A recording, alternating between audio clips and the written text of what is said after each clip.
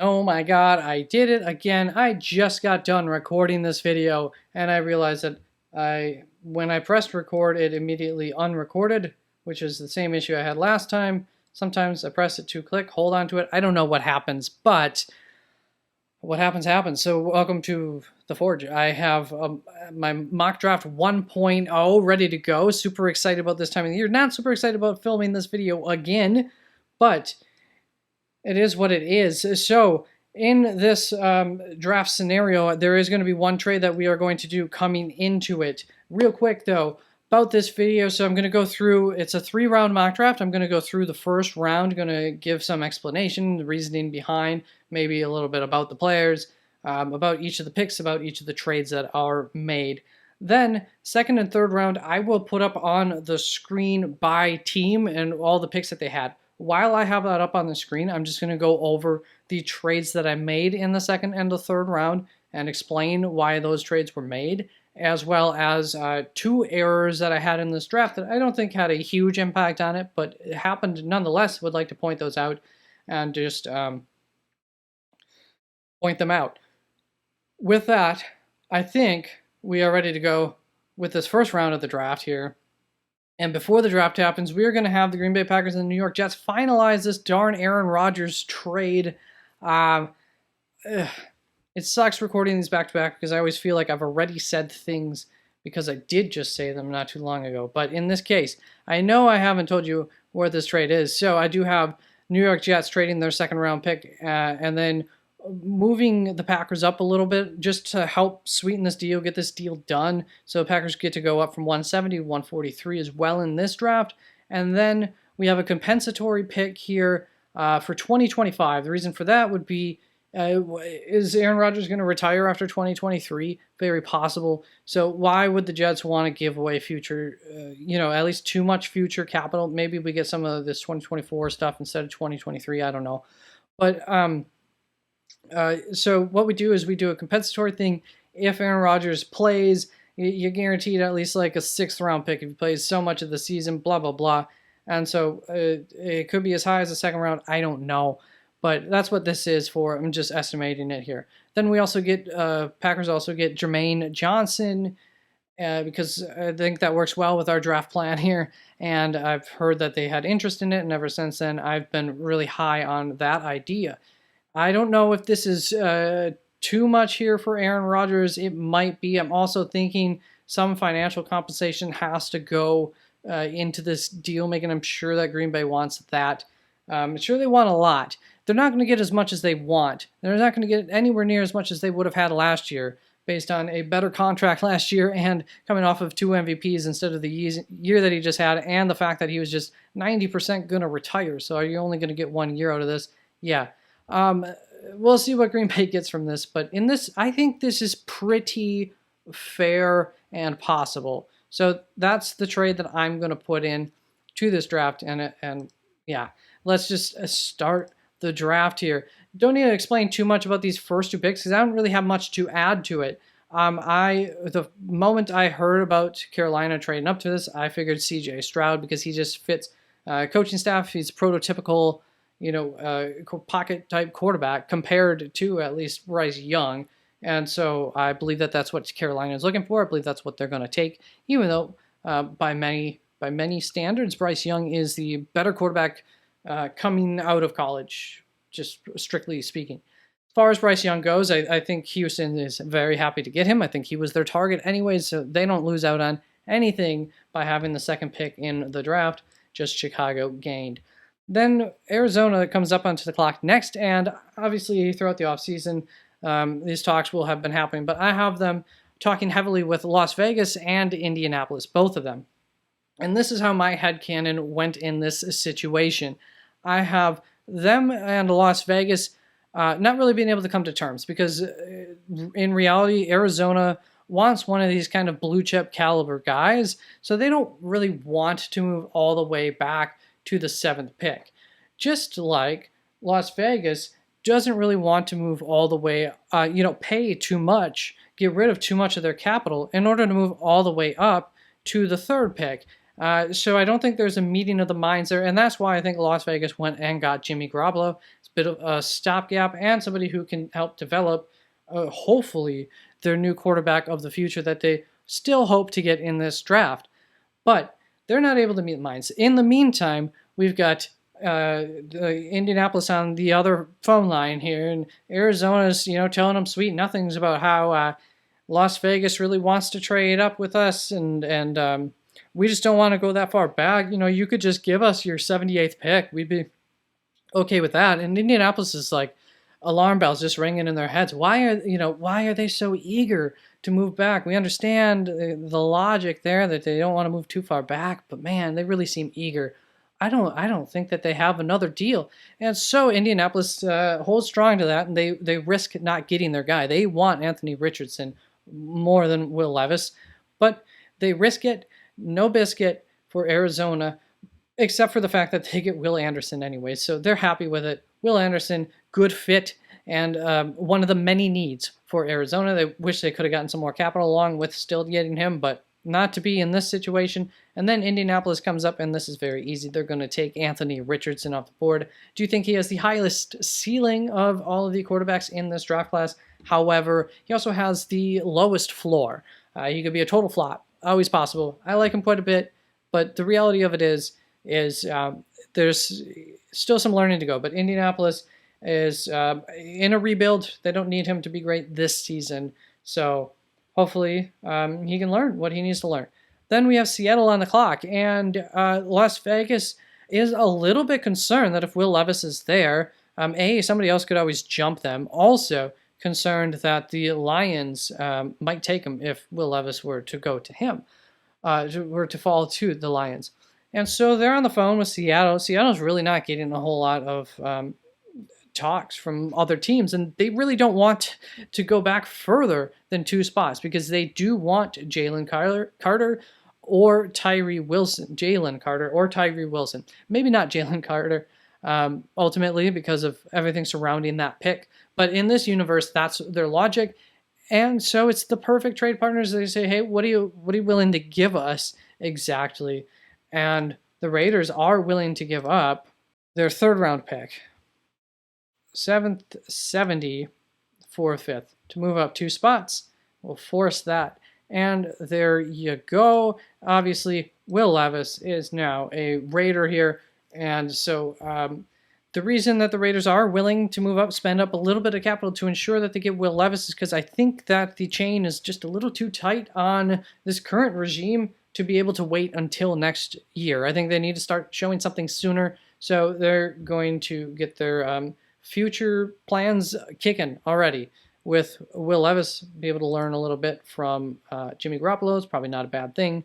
So there we go. Now on to Detroit, and the Detroit Lions smell blood in the division waters, and they want to strike, so they are prepared to make a pick. Who will it be? Well, they've had a lot of success in recent draft classes. They are looking up, and they have the 18th pick in this draft, which is why they're willing to do this mostly. They also have a good culture. They think that there's a chance, at least, that Jalen Carter could keep his head on straight given their head coach and everything like that. So they're going to do their best to make this work out. If it doesn't work out, they figure, we could probably still ship him off for a 2nd round pick next season. Like if it's a culture clash and it's just not working, we'll just get rid of him, and he should still have a decent amount of value. So they just go best player available. It could absolutely be, the Warren Sapp of this generation type of thing. So they also get to prevent him from potentially going to a division rival. So I think it makes enough sense here to take that risk for the Lions, and I think it's a good fit for Jalen Carter, and of course the Lions, if he can keep his head on straight. Seattle, it's a no-doubter here. Tyree Wilson is a position of need. You need help along that defensive line, and he's a really good fit for them. So a pretty easy pick for Seattle there. They could have traded back even further maybe, but not gonna. Then we have Atlanta on the board, and Atlanta's phone lines are just blowing up here because in this universe here, at least, teams are looking to get up ahead of Chicago for the number 1 offensive tackle. Everybody knows Chicago's going to be going offensive line, and they want the best offensive lineman. There's a few teams calling up, and then one team who feels that they are knocking on the door of a Super Bowl. They've got all of the weapons. They have their quarterback, should be in his prime now. They're willing to give up a lot. They're going to have to give up a lot because there are other teams looking for this. And as far as Atlanta goes, they are happy to get some future capital because as much as they may like Desmond Ridder, they don't know for sure if this is going to work out or not. And so there are a couple of really, really good quarterbacks coming out next season. So this future capital that Jacksonville decides that they're willing to give up, just barely, they're overpaying here for this pick, but willing to do it in order to protect their quarterback, works very nicely for the Falcons. So we put this trade on through. Jags do pay up for this once again. However, they are going to ensure themselves that their quarterback will hopefully stay healthy and will be able to get the ball into the hands of all the weapons that they've gotten him, which they have gotten him. So this is that final piece of the puzzle here. The best offensive lineman. Definitely the best guard, and could be a tackle. For them, they need interior line anyway, so that works. Here's the thing. Don't really think that this trade's going to actually happen. The more I thought about it, I got a little swept away, got a little excited as I put my Jacksonville cap on, like, oh my God, this is the last piece we need. In this draft, it probably doesn't make sense. And just in general, especially if you're expecting him to be a guard and not a tackle, although I do think that they'll, who knows, if he were to go to Jacksonville, maybe they don't try him out at tackle. But trading up for interior offensive line, all that capital that they gave up for him probably doesn't make sense. So I got a little excited, but maybe it's not Peter Skoronski. Maybe it's Paris Johnson. Regardless, this is how I did this trade. I have Peter Skoronski as the best offensive lineman on my board. Very closely behind him is Paris Johnson anyways. And so, I'm so sorry, but I just recorded this whole thing. Paris Johnson is a great prospect, a very good fit for Chicago.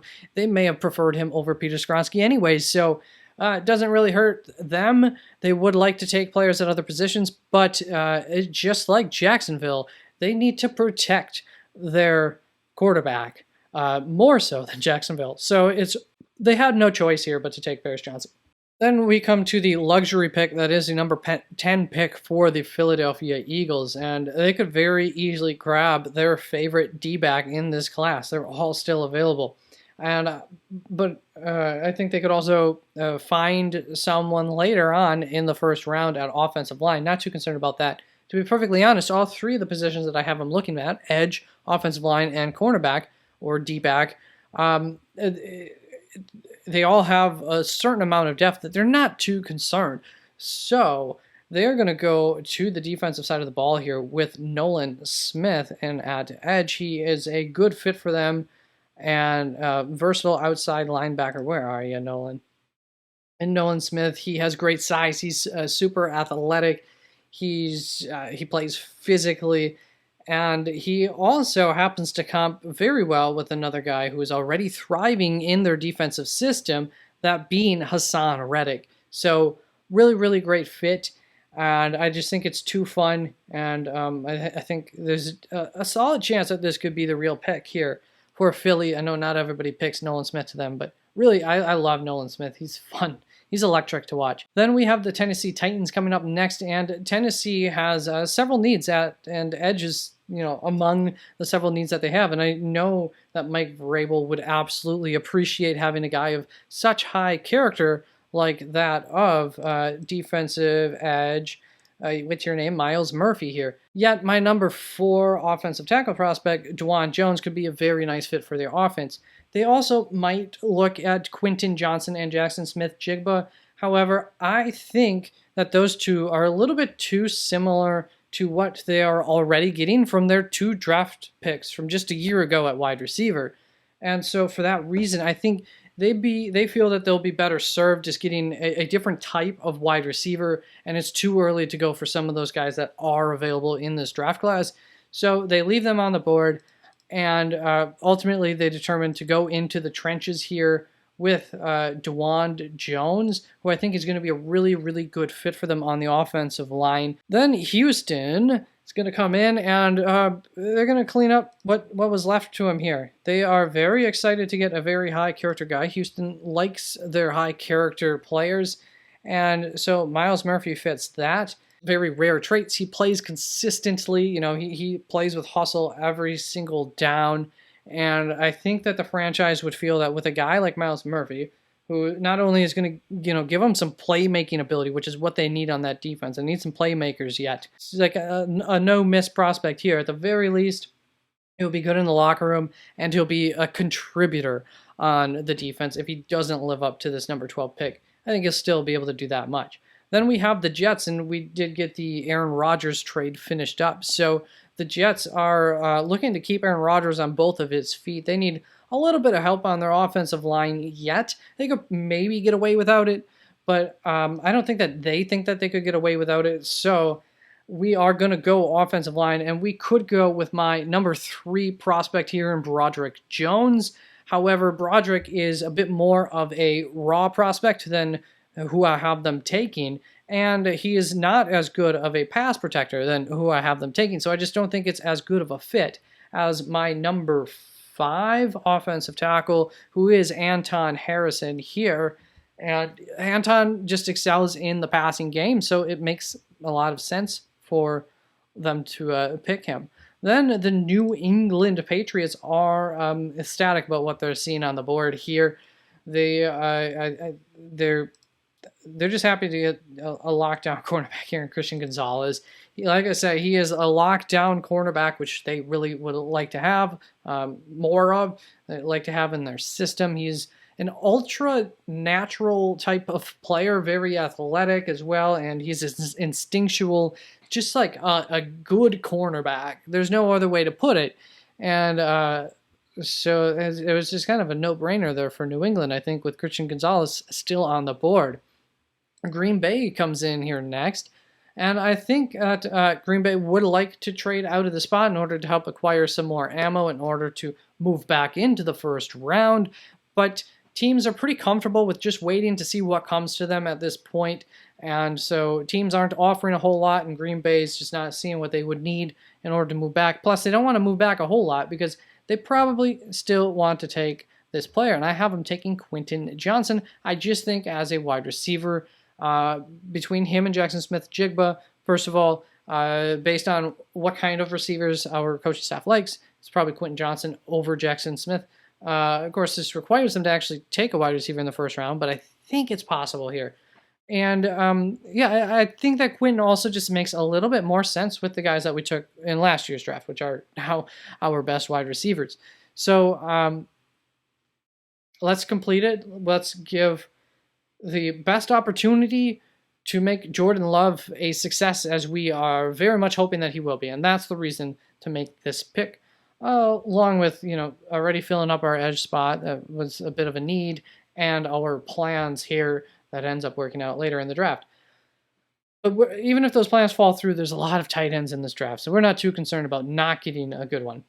And then Washington comes up next, and in an effort not to be enticed by a trade, Washington's they're unplugging their phones from inside the war room. Everybody's turning off their phones, making sure that before they get this pick sent through in the fax, that they don't get swept away by somebody with some huge offer. They are just going to run to the podium with Devon Witherspoon, my number 1 cornerback prospect of this class.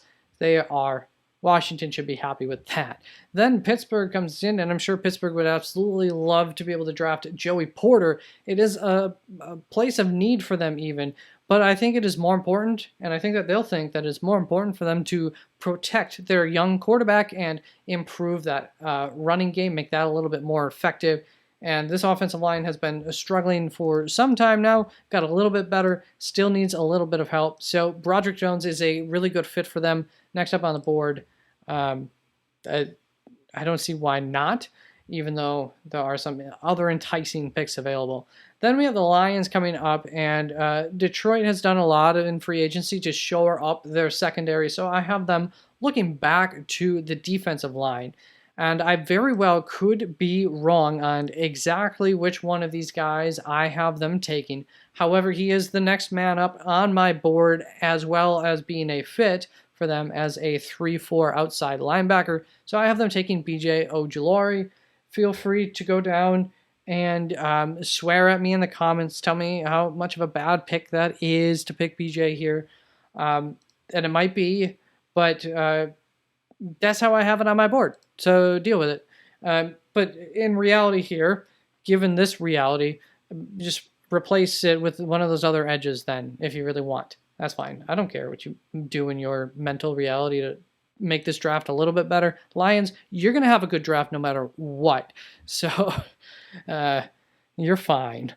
And then we have Tampa Bay coming up next. And Tampa Bay is in need of several things. This was a really, really tough pick for me. Actually, the two guys that I had it narrowed down to are both right here, Joey Porter and Brian Branch. After a lot of thinking on this one, I couldn't decide. Ultimately, I ended up going to pick Brian Branch for them. Just think that he brings a little bit more versatility to the table and might be higher as far as best player available, which is, I think, pretty much what Tampa Bay should be doing for the most part, going best player available. Then Seattle is coming up on the board, and in my little realm here, I had my left brain and my right brain arguing. That was the Seattle Brass. They were making arguments for Bryan Bresee versus Jackson Smith-Njigba.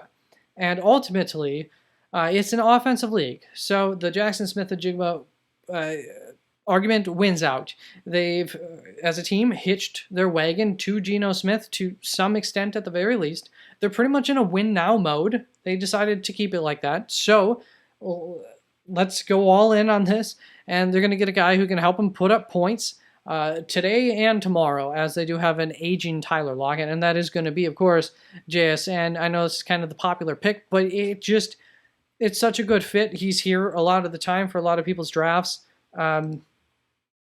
Makes sense. Then the Chargers are up next on the board. Maybe they'll be looking to trade back. However, if they go the route that I have them going, I don't think they're going to want to trade back because they might be afraid that somebody else also will be targeting this wide receiver. And this is a wide receiver who has some major size concerns, but he plays bigger than he is. He is electric, and he provides, I think, just the exact medicine that this offense is going to need, and that player is Josh Downs. Then we have the Baltimore Ravens up next, and this is why the Chargers really didn't want to draft out. Baltimore might have had interest in him, potentially, but Baltimore is looking somewhere else. I believe that the Baltimore Brass would be running this one up to the podium as soon as it happened. They do need help in their secondary. They probably did not expect to see this name here. It was a possibility, but did not expect it. And like always, I mean, Baltimore just gets blessed with an absolute defensive talent still being available. They're going to go for Joey Porter. And, if you know anything about football, Baltimore absolutely hate the Steelers. And Joey Porter, Steelers great, this is his son. So would that not be like, that's so Ravens for them to do this? To just kind of get their little chance to jab, create a little bit of drama with the Steelers. They love doing that. So it's extra fun to see Joey Porter go to the Ravens for me. But I think it's a really good pick for the Baltimore. Then Minnesota comes up next, and I have them taking a guy who I think is a bit of a funky prospect. Not as funky as somebody else who I have fallen a little bit more than some other people, but I still think he's a bit of a funky prospect, and I also don't think that he's exactly a great match for this 3-4 defense. I think he's more of a 4-3 base defense kind of guy. However, in the modern NFL, teams I think at least, if not most, a lot of teams run out of the nickel more than they do their base defense. So sometimes I think we focus on 3-4, 4-3 too much because there's so many different formations in a defense anyways. So I think that the Vikings are just going to feel that this guy has way too many tools for for the purple people eaters to pass up on, and that guy is Bryan Bresee, as you can see right there. Then we have the Falcons up next, and once again, just kind of like the Los Angeles Chargers, Falcons could trade back here if they felt comfortable with it. They also, I have them debating between two players. I have them debating between getting more defensive line help here or wide receiver help. And in the end, I have them going for a wide receiver, because I do think that there is more depth at the edge position, so there's more of a chance that they'll be able to get one of the edges in this kind of same tier, whereas the tier for the wide receivers is very thin, and I end up having them taking Zay Flowers right here. I think that he is a shifty guy who can win at all three levels of the defense, and that is just the medicine that offense needs. So that's going to bring us to the New York Giants next up on the clock. And the Giants have too many short and shifty slot-like type wide receivers for me to think that they're going to go for a guy like Jordan Addison and the types of receivers that they want. It's just too early for them to go for. So I do end up having a bit of a boring pick here for Giants fans. However, it's also, I think, the perfect fit for a team need of the New York Giants. And so we're going to go look towards the centers here. And so I have him taking Luke Wypler. I think that he's, they've invested in Daniel Jones, so let's give him the best chance to succeed. And Luke is not only going to be able to help protect him better, on the offensive line, but he's also a guy who can help to block for him when he tucks and runs. Luke is an athletic technician, and he also has great range in his blocking, and he's also ranked number 1 for my centers. I know a lot of people don't have Luke as their number 1 center. Maybe the Giants would be okay with Michael Schmitz. That's very possible here too, but I think that Luke is a better match for New York, I think. So that's why I went that way. Then next we have Dallas. Now I mentioned earlier, hopefully I remembered this recording to mention it, that Green Bay has been calling teams ever since probably the Chargers. They've been calling teams all in front of Cincinnati. So there is your hint as to maybe what position Green Bay is looking at. Actually, didn't I already say what position it is? So Green Bay is going to give up this lovely Cleveland pick of theirs to Dallas, as well as pick 78 in order to move up. Now, Dallas fans, don't worry. I absolutely love your draft. So if I didn't mention it at the beginning of this, I did. I'll have the second and third rounds. I'll have all the teams and who I had them taken in the second, third round, and first round up on the screen. I really liked the Dallas draft. I thought it was a really good one. So end up having this happen. Dallas is feeling comfortable with their roster for the most part, and so they're okay. They're the ones who called Green Bay back in this scenario and said, "Hey, hold up, who are you willing to give us for this pick?" And they said, "Okay, we'll do it." And that's because they feel comfortable with who they think will be there a little bit further down in the draft yet. So why not? Then, as far as Green Bay goes, they are super excited here to get, first of all, they're excited about their draft class last season. They feel that they probably feel like they knocked it out of the park as long as the development of all those guys has gone as expected. And so they're willing to go out here to get a guy who will be the perfect fit for this system, an absolute gem in this system. And he will immediately make the tight end position better than it was last season, if not immediately within like 6 weeks or something like that. They'll be better at that position than they were all of last season. And that is my number 1 tight end, Darnell Washington, right here. He is an absolute beast, and I love him. He's essentially an extra tackle on the field. That's until they unleash him, and then he becomes an absolute matchup nightmare for defenses. He looks up to Mercedes Lewis, and he can come in day one and block just like late career Mercedes Lewis, while also giving the team this extra added aspect of a matchup nightmare. And so I love him. They got their edge in the trade for Aaron Rodgers, so they're feeling comfortable. Just need a safety now, and they feel pretty good that a safety will be there in second. Yeah, for their other second round pick that they still have. Then Buffalo is on the board next, and before I make the pick, I will say I was debating between Bijan Robinson and probably more than that, but I specifically was thinking pretty close to giving Bijan Robinson to Buffalo. I think there's a lot of reasons that it could make sense, but at the end of the day, I drafted for need here with O'Cyrus Torrence. But I do want to mention that the Bootleg guys did a draft with, I can't remember who it is, I should be able to remember, but some other guys in a collaborative draft, and they ended up going Bijan Robinson to Buffalo, and they made some really good arguments that for why. If you are interested in, just ask me in the comments if I don't put it in the description of this video, as to I could always give you a link to the specific draft that I'm talking about, so you could see that argument. But it was some good arguments here. In the end, I didn't have that argument in my mind at all when I did this mock draft, and so I went O'Cyrus Torrence. I might anyways.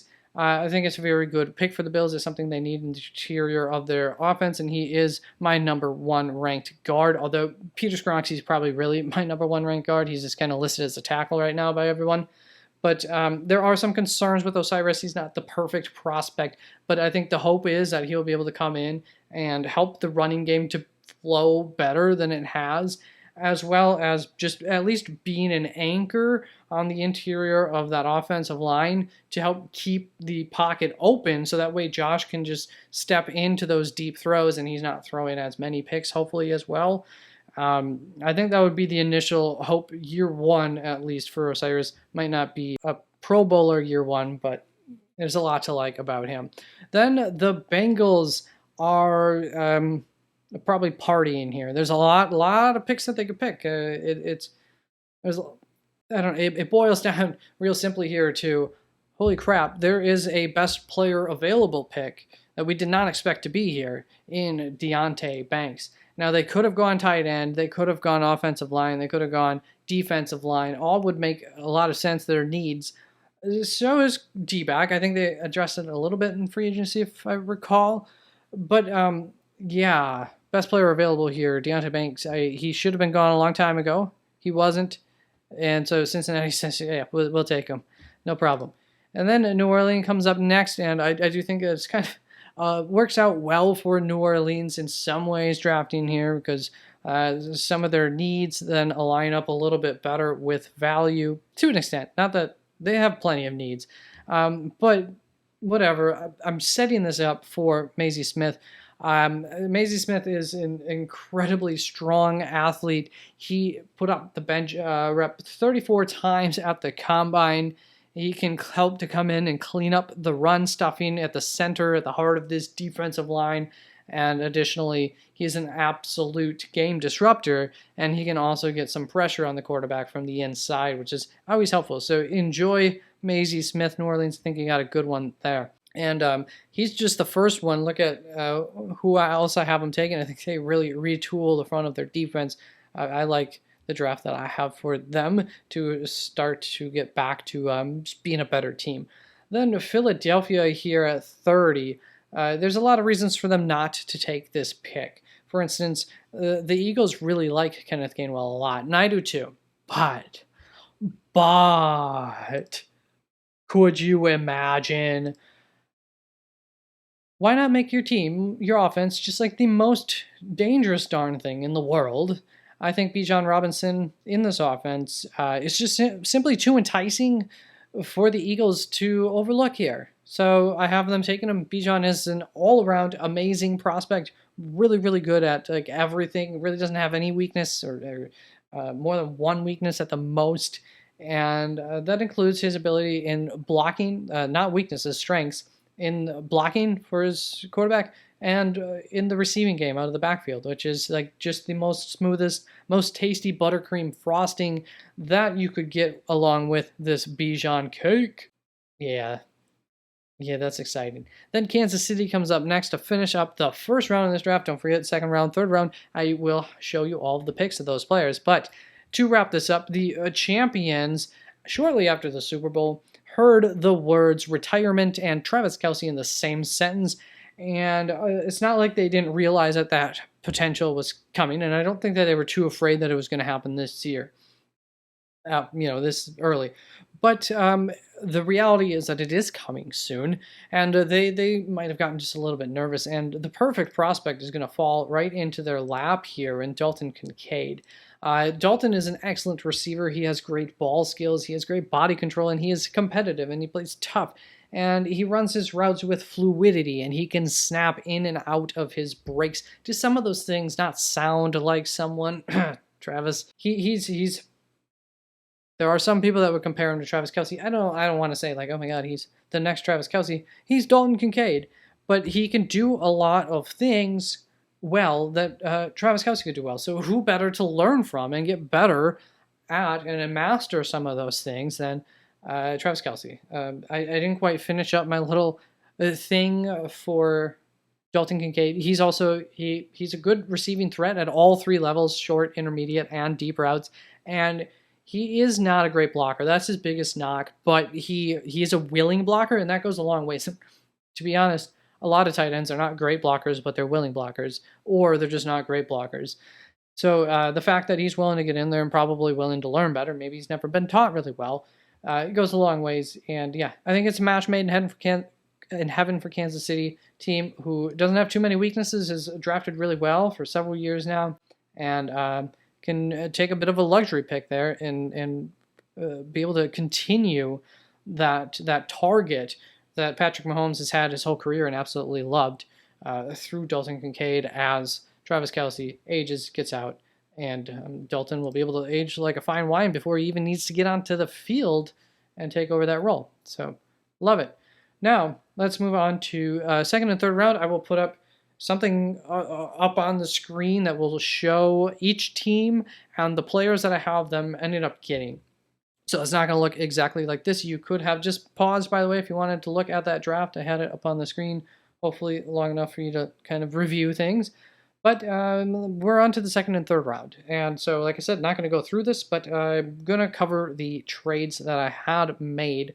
First of all, you will remember that I had Dallas move out of the first round, trade back with Green Bay. They got that Cleveland 42 pick that's now been spread around to every darn team in the league, and will be traded one more time to the Los Angeles Rams at pick 36. So Dallas trades pick 42 and 129 to move up to 36 in order to get Jack Campbell, big linebacker. Mike linebacker processes things really well. He has great leadership qualities, and so I think that he would be a great addition to this defense. And if you were wondering at the end of the day, what that looks like is Dallas moved back 10 spots from pick 26 to 36, but they also got to move up 51 spots from pick 129 to 78, I believe that would be then. And so I think that that's not a bad deal for Dallas, and really like the player that they get here. Then I don't have too much trading going on in the heart of the second and third round there. But once we get to the second to last pick of the second round, I do have another pick. There's a few reasons that I don't have a whole lot of trading going on. One of them is I just don't want to get too crazy with the trading when there's... I think what it's going to be, for the most part, throughout this portion of the draft, would just be small trades. I don't think anybody's going to want to move back too far, more than like 10, 12 spots, unless the deal is really good. And I don't think anybody is going to be too willing to move up too far either. I think there's a pretty good, solid amount of talent throughout this portion of the draft that's not too discernible as far as this guy being way better than that guy. And I think there's enough depth at most of these positions that'll be getting taken throughout this portion too. So that's how I have it. But two trades before the end here, we have Denver trading up to number 62, Philadelphia. So this trade, right before it, Keely Ringo got drafted by Chicago. And what that did was that took away the second to last cornerback of this tier of cornerbacks before there's a bit of a fall off, a talent fall off, that teams who would like a quarterback cornerback are now calling up and trying to trade. And Philadelphia is like, I mean, we don't like need a whole lot more capital, but we're willing to trade back a little ways, I suppose, if the deal's good enough. So between the competition and the preference, they end up landing with Denver. Denver has to pay up for this pretty heftily. They do give their 67th pick and 108th pick in order to move up 5 spots to pick 62. So it's not cheap for Denver, but they do get Emmanuel Forbes, who some definitely may not have had in the last spot of that tier. However, I have him falling in the draft because he is very undersized. That is concerning, but he's also a very versatile player who has a nose for the ball with great long speed and a quick first step. So he can kind of do it all, and he's been productive in his career in college. So very exciting player that Denver said, yeah, we would like to add him to our team, even though we don't really want to be giving up this kind of capital. It's worth it here. And so that's what happens. And then in the third round, Denver is also part of another trade because they've let teams know that their doors are wide, their phone lines are wide open. They're not going to be able to make up for the capital that they had to give up in order to get to that 62nd spot. However, here at pick 68, because they had picks 67 and 68, Denver trades out of it just a couple of spots, 3 spots back to pick 70, and they also get to pick up pick 198. So 198 a lot later than 108, but it is something, and they still are going to be able to get some kind of quality here at pick 70. So actually, two players later. And so that works out for them. The reason for this trade up that Denver got lucky enough here too is that Chicago took Luke Musgrave, and just like when they took Keely Ringo, Luke was the second to last tight end before a drop-off, Sam Laporta being the other end. And so that's who Seattle ended up trading just a couple of spots up for in order to help get another weapon in there for that offense and just make sure that Geno Smith is comfortable and can succeed as well, and more so than last season.